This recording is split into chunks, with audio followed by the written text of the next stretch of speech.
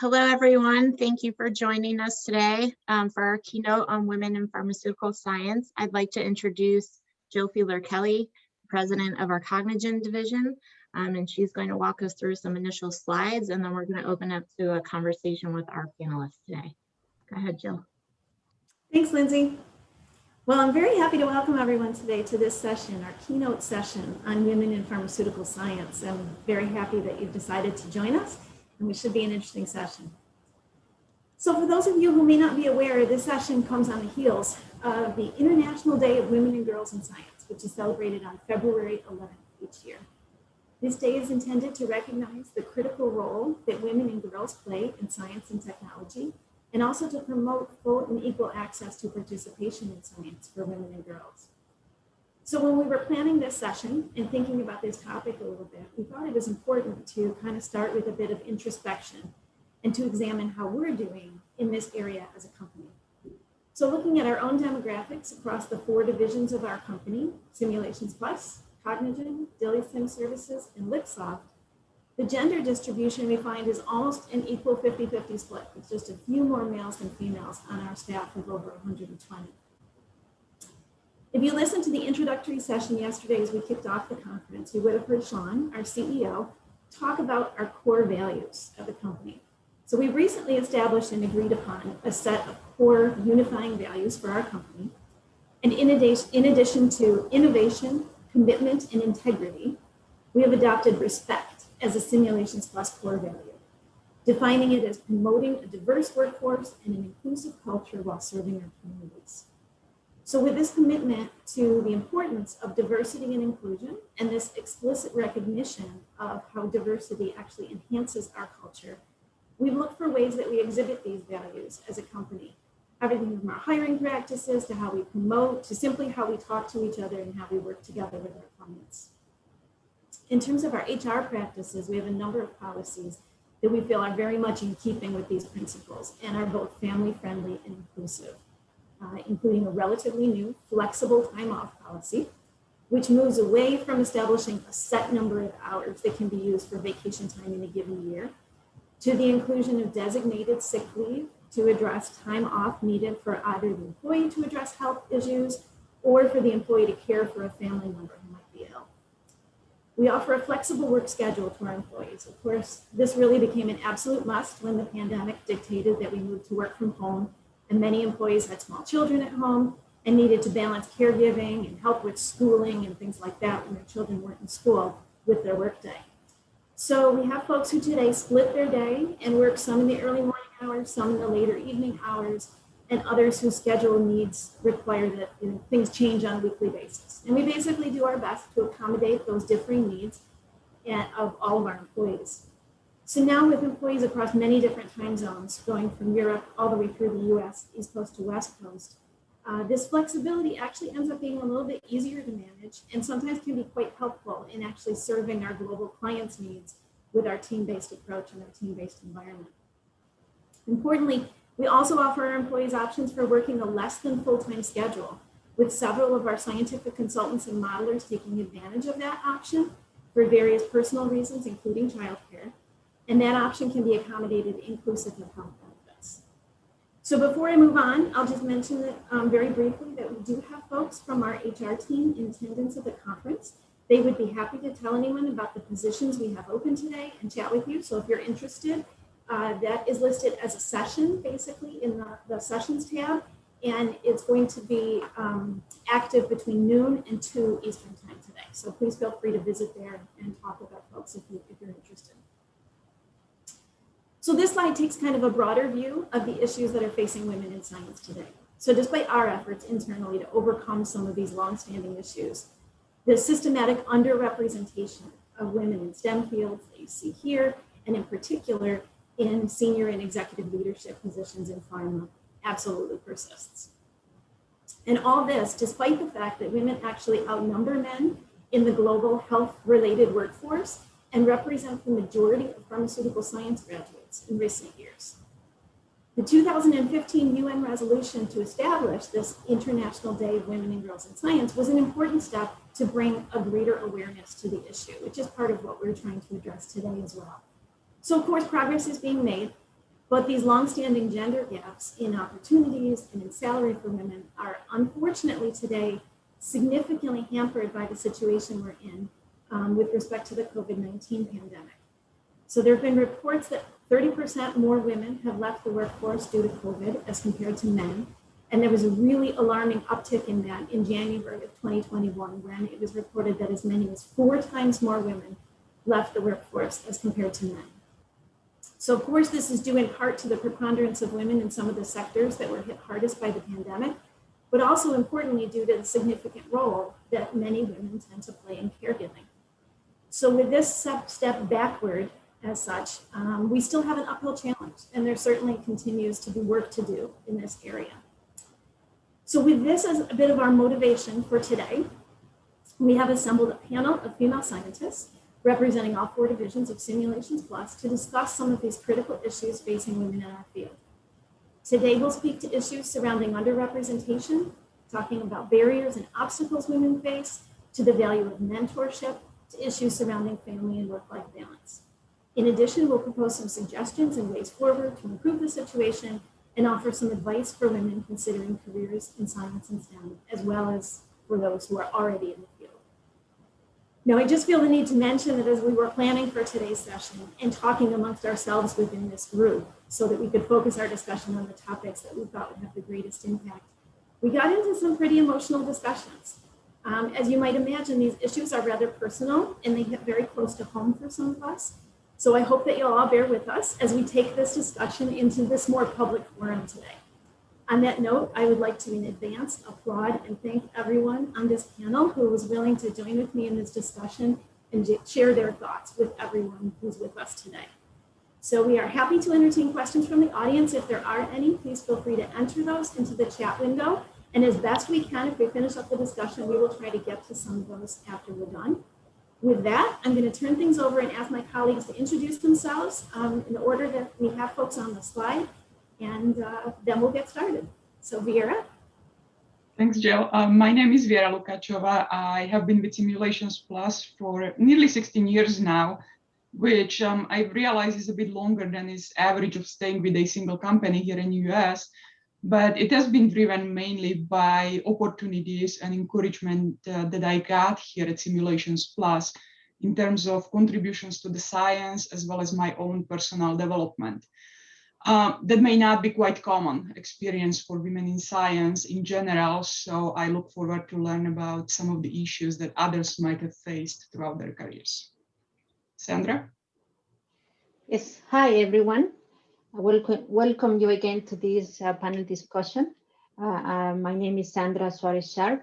I joined Simulations Plus as the Vice President in Regulatory Affairs about a year ago. Prior to that, I worked for the FDA for more than 20 years. And I really look forward to offer some advice to young girls, the ones who are pursuing a career in science, and to tell you a short story about gender discrimination. Monica?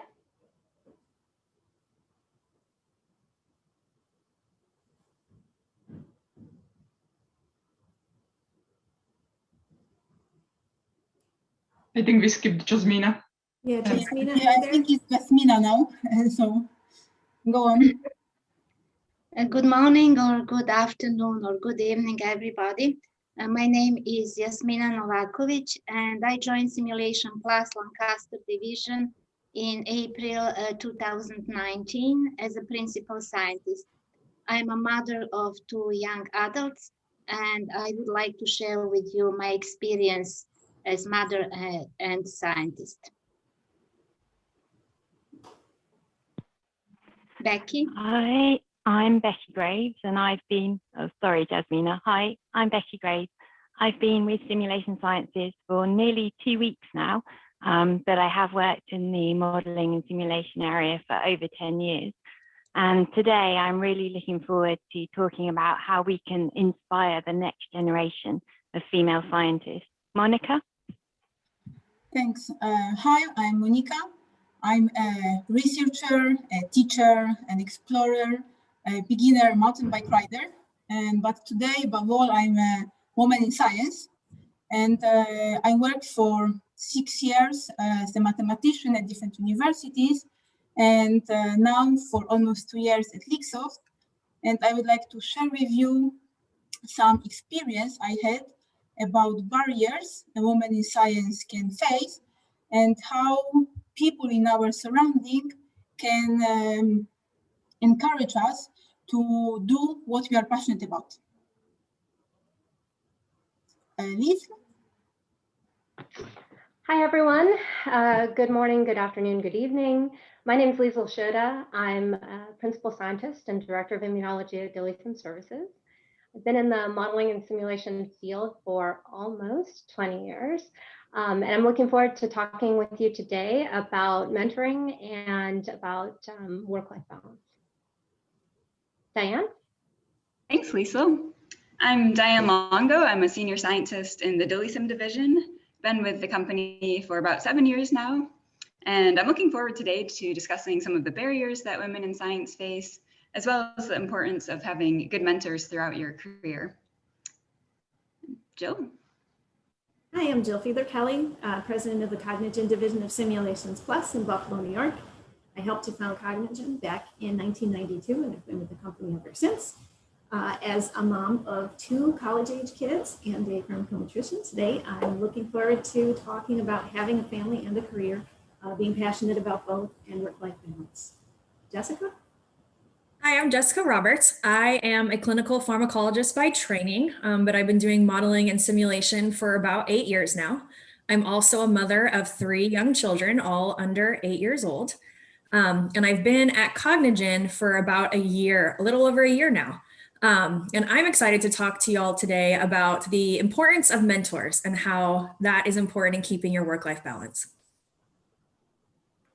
Lily? And I'm Lindsay Layman. I've been with the Cognigen division for about a year and a half. I'm Associate Director of Program Management, but I've been in the drug development process for about 15 years now. And I'm honored to be moderating today's panel with all these distinguished scientists. And we're actually just going to get started. As Jill mentioned, there's about 4 main areas of focus that we want to cover today, along the lines of mentorship, some current barriers and obstacles for women in science, as well as family considerations and how we balance work life. And then finally, closing out the panel with some career advice for young girls who maybe are interested in science, and then also young women who are already pursuing their careers within science. So with that, let's get started with the topic of underrepresentation, barriers, and obstacles for women in science. I'm going to ask Diane to help us kick off this official discussion and discuss some of the barriers that you have seen within this discipline. And then we'll have Monica chime in. Okay, thanks, Lindsay. Sure. So some of the barriers that I think women in science can face are things like implicit biases and gender stereotypes. So there can be stereotypes about women being less competent in areas such as math and science. And these stereotypes can cause women to have less confidence in their abilities in these areas, starting at even a young age. And another potential barrier is that in a lot of the STEM science-related fields, there can be a smaller fraction of women making up the various companies. So in some cases, this can lead to a sense of isolation for women. And finally, this underrepresentation of women can also mean that there are fewer female role models for young women thinking of pursuing a career in science. So I'll stop there and I'll pass it over to Monica. Yeah, I totally agree that the cultural stereotypes and habits we learn at home or at school can make the career in science for women more difficult, sometimes even more impossible. And the equality between women and men in science will not happen tomorrow. It is a long process. However, we are going in a good direction, and Simulation Plus is a good example for that.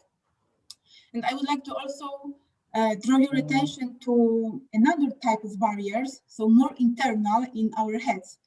As Diane already mentioned, that women more often doubt than men doubt their skills and knowledge, and more often think, oh, maybe I'm not good enough for this position, or maybe I got lucky because for the promotion, or more professionally speaking, women more often suffer the so-called imposter syndrome, which can, as well as cultural bias, discourage from continuing a career in science. And I say it from my own experience.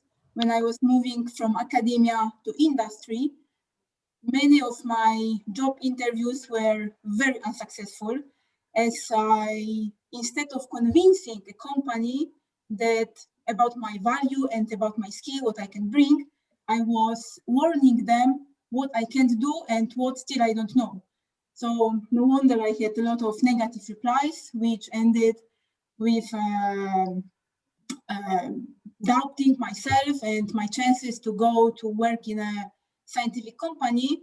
So being in this mental black hole, I actually contacted a life and career coach who really helped me to redefine some views about myself. And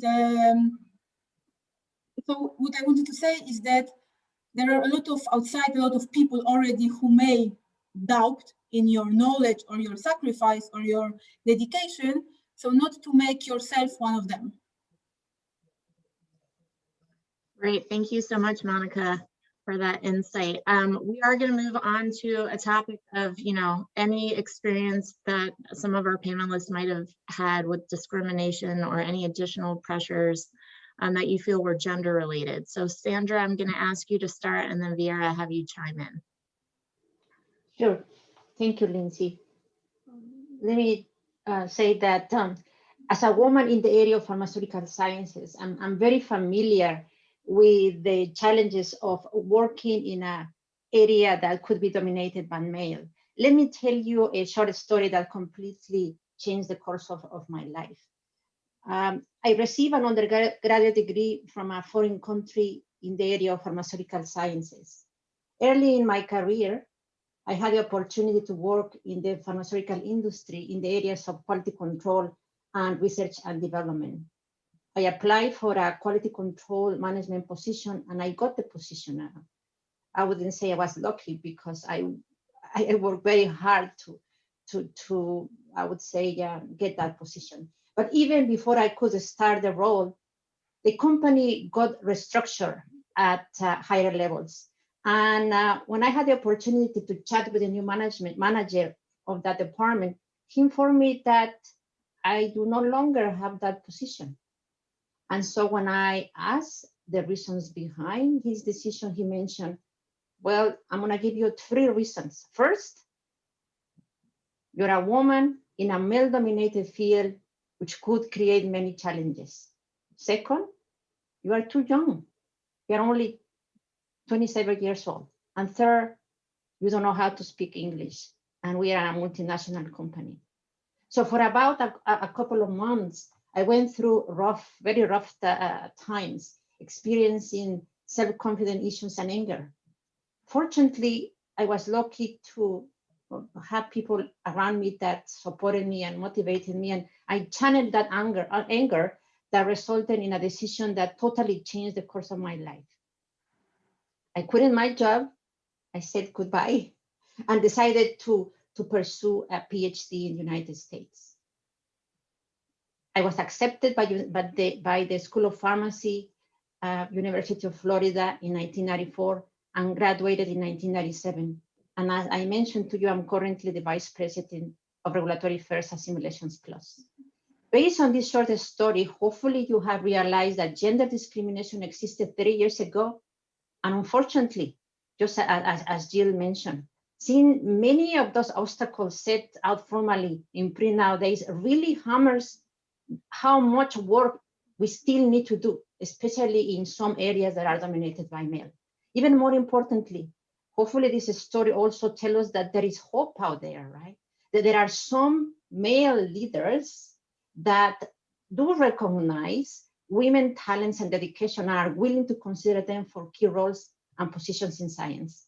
And with that, I'd like to invite Vera to give her perspective. Thank you, Sandra, for sharing your story. I guess maybe I'm more of the example of that other side of the hope that we still have, right? Because my personal experience was very different all throughout the education as well as my job. All at every step I met with only encouragement and support. So I haven't really felt or experienced the type of discriminations that you were describing myself, even though all of my supervisors and mentors were males, but they did recognize they treated me for my skills rather than being male or female. So however, listening to your story, it made me realize that maybe I had witnessed some form of discrimination against others, maybe not from my supervisors, my direct mentors, but from ours around. I just did not recognize it, right? Sometimes we don't recognize these things if they are not affecting us directly. So I'm glad that you were willing to share this story, because it does help the rest of us to see and recognize when this might be happening to others around us, even if it's not affecting us directly. Thank you, Sandra. Great, thank you so much, Sandra and Vera. This kind of tees up into our next discussion point, which if there's any people that might have encouraged or discouraged you to pursue a career in science. And I'm gonna ask Jessica to chime in here first, and then Monica, have you join in. Yeah, so when I went to grad school, I was newly married. And so my husband and I were both planning our careers. My husband had wanted to go into the FBI. And as part of that, there is a lot of traveling and relocation that has to occur for the whole family. And so knowing that, I knew that there was going to have to be some planning on my part. And so I reached out to some people that were recommended to me that were in the pharmaceutical industry, because I knew that's where I wanted to go, about how I could make that work with my career. And as I reached out to multiple people, they all told me that that was impossible, that I couldn't move that much, I couldn't do that many postdocs, people wouldn't hire me because I had moved a lot, or that I hadn't really advanced my career. And so hearing that, I was extremely discouraged, because listening to them, I wouldn't be able to do what I wanted to do and my husband do what he wanted to do. It wasn't going to work. And so I went to the chair of our department. Her name was Kristen Keefe, and I told her what I had been told by these different representatives in the pharmaceutical industry. And as I started to share everything they were saying, she stopped me and she said, "That's ridiculous. There's no reason that you can't figure out what you need next in your career to learn a new skill. Wherever you end up with your husband, do that, add to your repertoire. And when you end up where you're going, you're going to have all the skills you need." I had gone to her office fully intending on dropping out of the program. But based on her response, it gave me the courage, and it helped me look at my career a little bit differently, to focus on what skills could I pick up along the way and use those to help make me a better candidate for my final career journey. Great, thank you, Jessica. Go ahead, Monica. Yeah, I would say that I also had a lot of heroes when I was a kid. For example, I had posters of Ninja Turtles and Michael Jordan and MacGyver. Yeah, they were all men. But in high school, I realized that I have such a hero actually in my family. And it was my grandmother.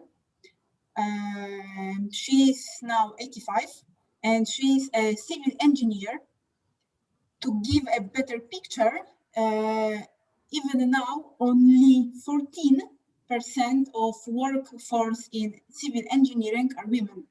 So 50 years ago, the percentage was much, much lower.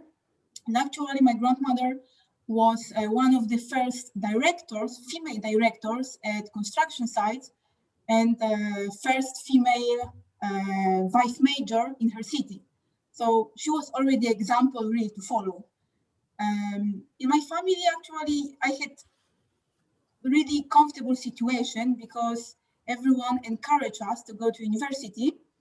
However, I should say that it was more encouraging to go to a medical school, because all of my family members, apart besides my grandmother, were connected somehow with medicine. And I am more like my grandmother. So I was interested in physics, to learn how world works. And even if helping others was always a great motivation, I really wanted to learn science and use in future science to help people. And this was that time, which was about 20 years ago, for people in my family, so medical doctors, it was not seen as a good future for me. But luckily, there was my grandmother who told me, do what you are passionate about, and not what other people think is good for you. So thanks to that, I'm here at Simulation Plus and using science to help in drug development. Great, thanks so much, Monica. This is kind of a natural segue into our next area of topic, which is mentorship.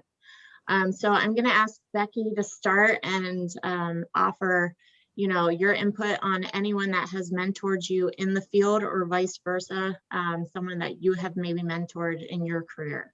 And then we'll have Diane chime in. Go ahead, Becky. Thanks, Lindsay. So I have been mentored throughout my career, generally informally, by many strong women, but one in particular stands out. And she was the one that really taught me how to get my voice heard. We were in a project meeting one day discussing science.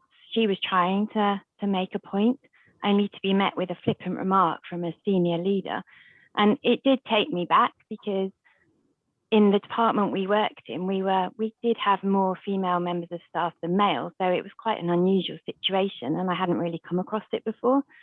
But I learned from how she responded, because she managed to refocus the discussion back to a data-led discussion. And that kind of strategy equipped me with a way forward when, unfortunately, I have kind of come across this in my own career. But maybe a second example is of a more formal mentor that I was really fortunate to have. He was a senior male leader, and he'd taken over the department when I was on maternity leave. So while I was off, we had a few conversations around my skill sets and my future direction. But he sought me out when I came back to work, and he actually made me see that perhaps I had more to offer than the department could use at that time. And he encouraged me to seek a secondment, which previously I'd been denied. And then he encouraged me to make that secondment a permanent move. So without him, I would never have started on the modeling and simulation journey. But he carried on checking in with me. And he also helped me to get across a project-focused message in a team where that skill set was not in the majority. So I guess he was ultimately responsible for me having the courage to take my current position. So I really do have a lot to thank him for. And I just wanted to highlight that a good mentor for a woman in science doesn't necessarily have to be another woman. Men can be just as good allies for us if they have the right kind of mindset. Thank you. Thanks so much, Becky. Diane? Thanks. Yeah, that's actually, a very good point. I've also been very fortunate to have great mentors throughout my career, and some of them women, some of them men.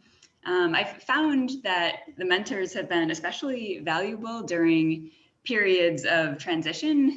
So one in particular that comes to mind is when I was finishing my graduate work and starting to look for positions in industry, and had very frequent interactions with one of my mentors at the time, just getting advice on the whole process, and was very, very helpful. And then another transition that comes to mind is just starting a new position in a new company, and at that point, a different mentor that I was meeting with frequently and provided a lot of helpful guidance and support. And then the only other thing that I would add is just for anybody who's looking for a mentor, there are a number of places, various organizations like the Association for Women in Science is one organization I've been involved with, as well as many professional societies also have mentoring programs.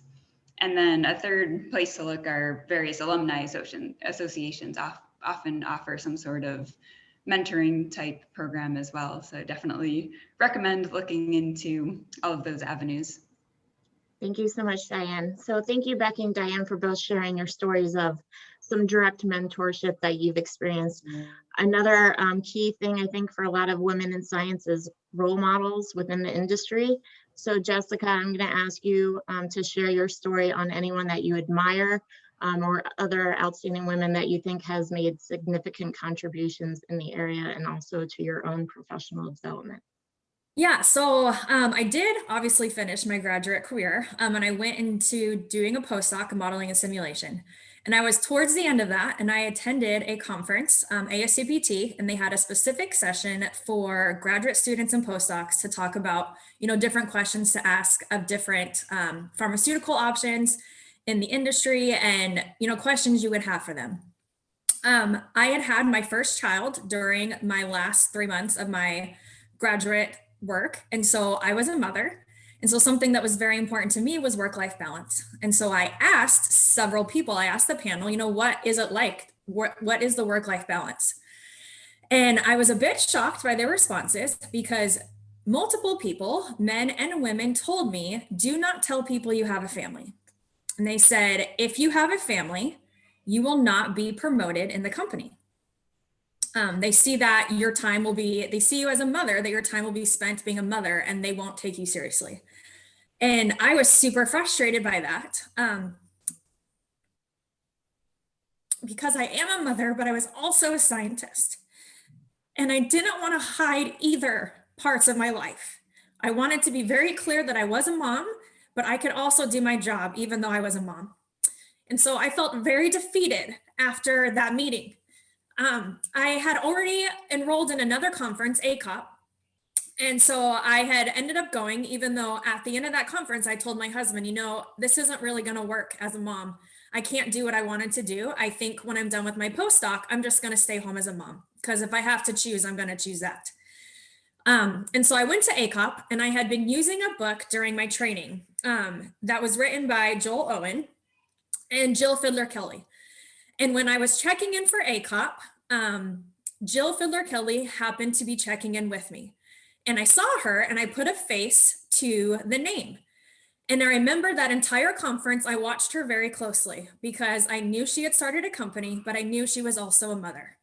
And the way she conducted herself with people around her, especially male counterparts, and when she gave her presentations, I realized, you know what?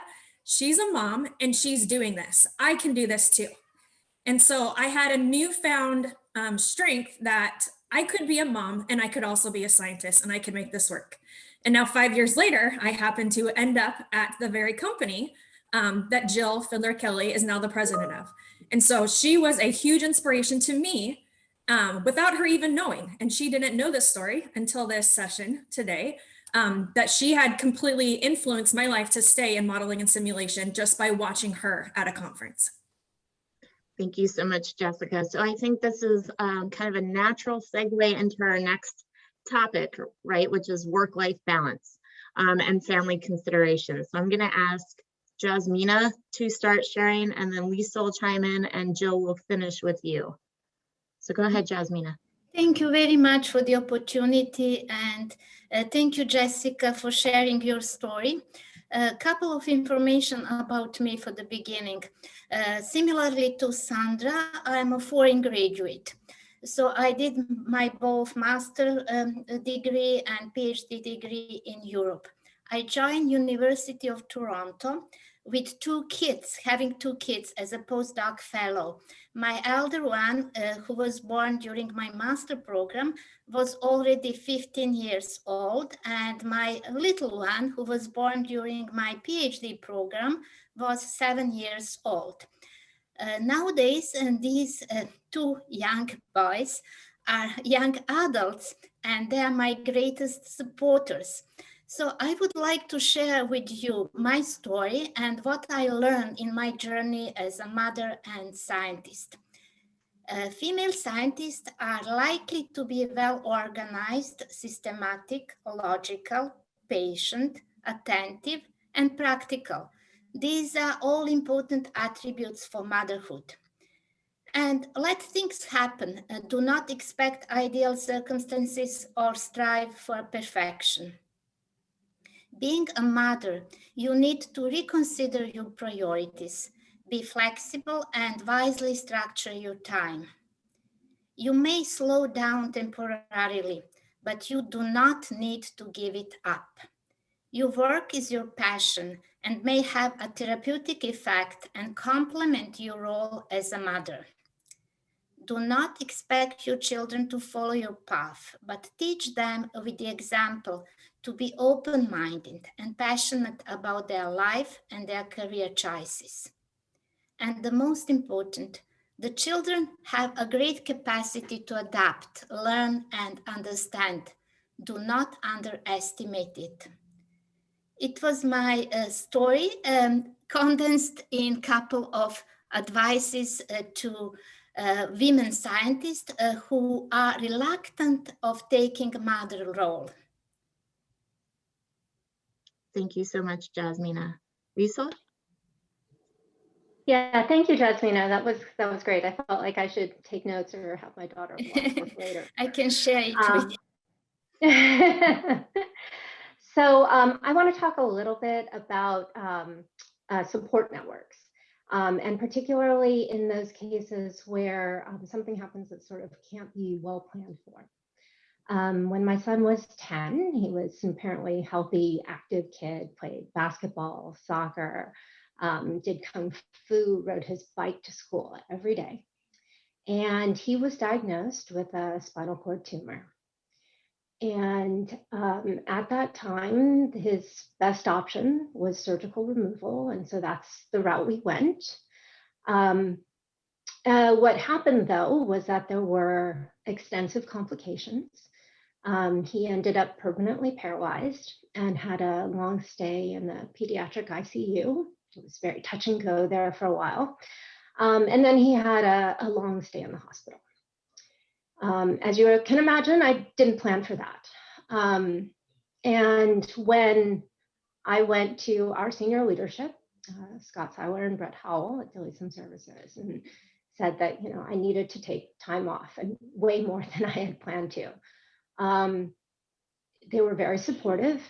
They cleared any roadblocks that may have been there, and I don't honestly know what they did, so that I could, you know, use my time off as I needed to. We talked about the Family Medical Leave Act, which is federal legislation to protect your job. And I will say that it was extremely helpful, right? And I'm very grateful that I did not have to worry about my job during that time.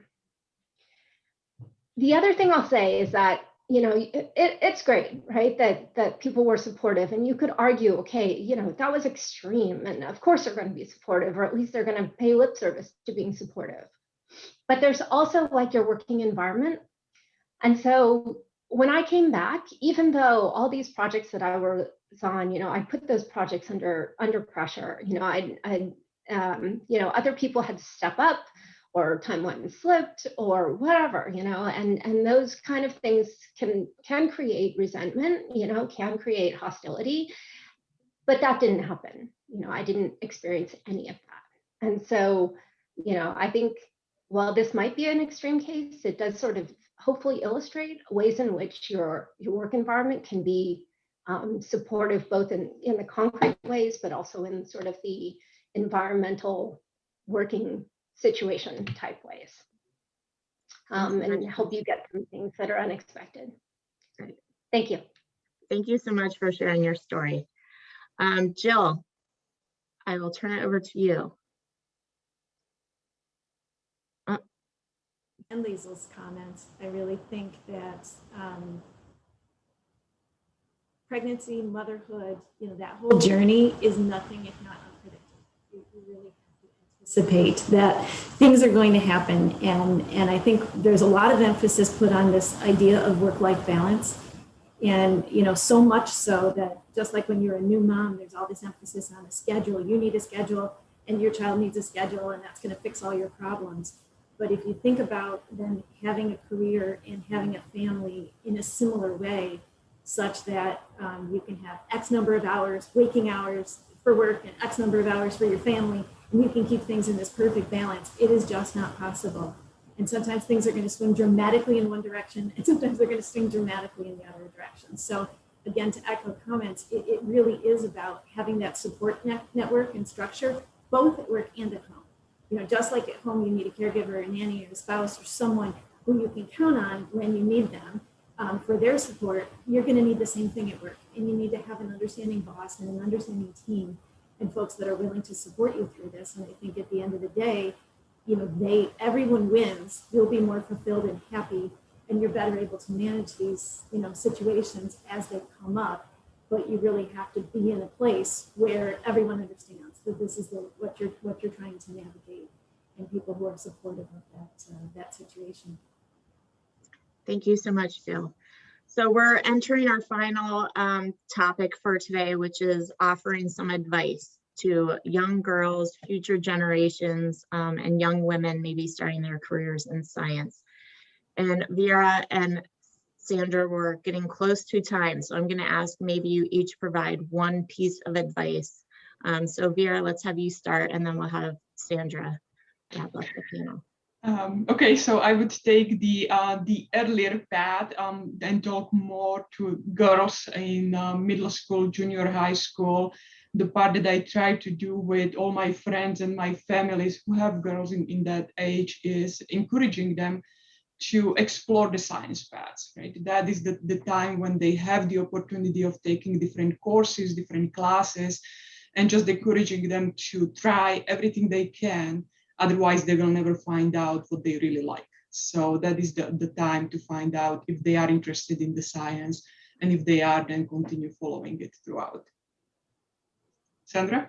Yes, sure. So let me just give a quick advice. I would say for most recent graduate students and new hirees, get involved as much as possible in any projects. Volunteer to do many tasks related to your work as you can handle. Take the challenge to complete tasks that you're not familiar with. Perhaps ask your boss to enroll you in some leadership courses, not precisely with the purpose of applying for a management position, but just to learn those skills early on. The idea is to learn as much as possible and to gather sufficient skills and knowledge to be a leader in your field and to make a difference in this world. And down the road, it's likely that all your efforts will not go unnoticed, and that you are likely to get what you are looking for. Thank you so much, everyone, for offering your stories and your advice. And unfortunately, we don't have sufficient time for Q&A, but if you leave them in the chat window, we can certainly circle back to them and answer them for you. I would ask, that you join us for the awards ceremony next on the main stage.